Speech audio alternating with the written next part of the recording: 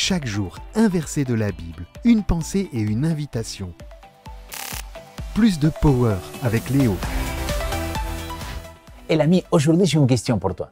Que penses-tu? Est-il plus facile de changer son apparence ou d'opérer un changement à l'intérieur? Tu sais quoi? Laisse-moi un commentaire pour partager ton avis.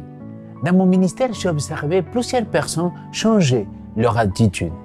Mais cela devient bien plus complexe lorsqu'il s'agit d'un changement profond. Alors, comment s'y prendre? Jésus a dit à Nicodème, en vérité, je te le dis, si un homme n'est né de nouveau, il ne peut voir le royaume de Dieu. Jean chapitre 3, verset 3. Si tu veux voir le royaume, il faut être un nouveau-né. Mais ce qui compte, c'est naître de l'esprit. Mais qu'est-ce que cela veut dire? Jésus demande un caractère spirituel. Il ne s'agit pas de nos réalisations ou de notre attitude extérieure. Il s'agit de la transformation intérieure que seul l'Esprit de Dieu peut opérer dans nos vies. Dans le livre Vous recevrez en puissance, Ellen White a dit « Le Christ ne reconnaît ni caste, ni couleur, ni grade comme critère d'entrée dans son royaume. Mais ceux qui sont nés de l'Esprit sont les sujets de son royaume. Le Christ demande un caractère spirituel.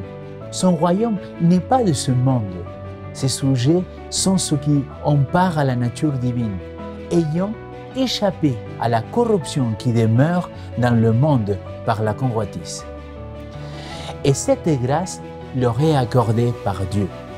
Les sujets de Christ n'étaient pas dignes du royaume en premier lieu, mais il les en a qualifiés par sa puissance divine, j'aimerais dire par son power divin.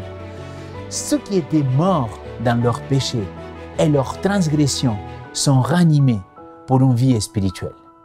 Les facultés que Dieu leur avait confiées pour des saints objectifs sont purifiées, raffinées et exaltées, et ils sont amenés à former des caractères selon la divine ressemblance.